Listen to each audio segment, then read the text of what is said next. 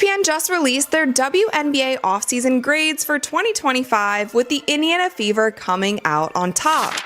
History was just made, and if you weren't following the WNBA's free agency, you're about did not come to play. They are on a mission to win now, like 2025 championship season incoming. They were so quiet during free agency. And in the past 24 hours, boom, boom, boom. Re-signed Kelsey Mitchell to a max deal.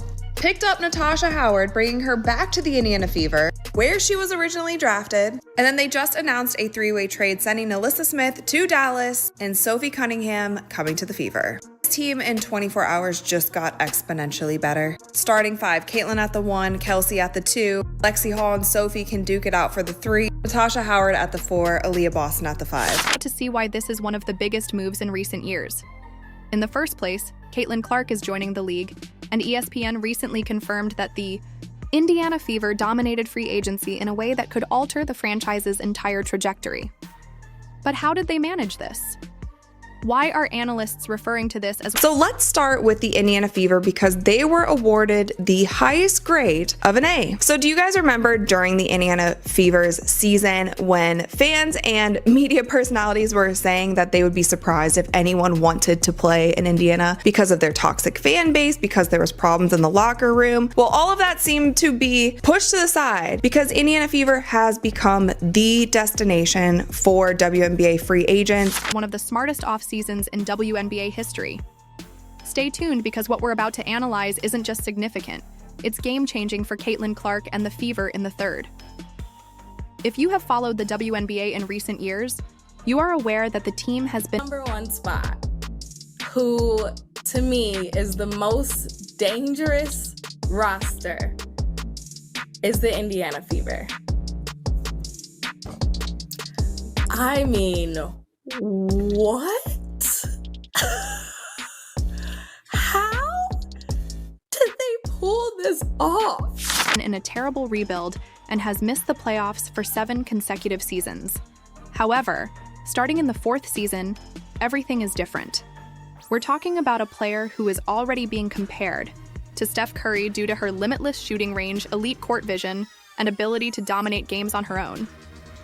Caitlin Clark is not just another highly anticipated rookie. Experience the champions that have been added to this moment. Yeah, I think that's kind of what everybody talked about when we were in the playoffs last year of, we really didn't have much experience at all playing in playoff games. I don't know what the exact number was, but we really lacked in that area. So just adding pieces of, players that have been in this league, they know what it takes to win, they know what it takes to get to the finals, they know what it takes to win championships, I think is exactly what we needed in our locker room. But here's the... She is a generational talent who not only brings elite skill, but also a level of star power that can completely change the league. The WNBA has been waiting for this player to transform the league. This offseason was crucial for the Fever because they couldn't just draft Caitlin Clark and hope for the best. They needed to build a roster that could maximize her strengths, cover her weaknesses, and ensure that she wasn't thrust into a losing culture right away. Every person you ask in this league or past teammates that they've had, they only have good things to say about them, and that's the reason all the top teams were going after these type of players, because they know the type of asset they are in the locker room from a type of player they are, but more so their leadership, their knowledge of the game, how hard they work, and those were the only people that we were going to add to this. So just really fortunate we've been able to get a lot of the pieces that we've wanted. So that just speaks to what we've been able to build here over the course of the last year, but also to the front office and what Steph's been able to do, but also to the players that have, chosen to come here and are excited about it. And it speaks a lot to them too. They want to win and play in front of a lot of fans. And, it fires me up, honestly. They did this by making all the right moves to surround Clark with a strong supporting cast while maintaining long-term flexibility to keep building around her. This is why ESPN officially named Indiana the biggest winners of WNBA free agency in the 6th season. First, let's look at the essential components they managed to keep intact. Aaliyah Boston is one of the league's most formidable post players and is only starting out. She is not your typical young star. Boston was already a formidable force as a rookie, winning WNBA Rookie of the Year, averaging double figures, and dominating the paint with her exceptional defensive and rebounding skills. When combined with Caitlin Clark, they become the perfect duo. Consider it. Because of Clark's ability to shoot from anywhere, defenses will have to stretch out to guard her, which will allow Boston to work inside. At the same time, Boston's ability to command double teams down low will force defenses to collapse, creating even more open looks for Clark to make those deep threes. The two could dominate the WNBA for years to come in the future, but Indiana didn't stop there. They added veteran leadership because you need players who know how to win when you bring in a young superstar like Caitlin Clark. This is where Danana Boner is useful. As a two-time WNBA champion and one of the most respected veterans in the game, Bonner is the type of player who can help Caitlin Clark transition to the professional level while also providing Indiana with another scoring threat on the wing. But that's not all. The Fever also added important role players to ensure that Clark has shooters and defenders nearby who can help her improve her game.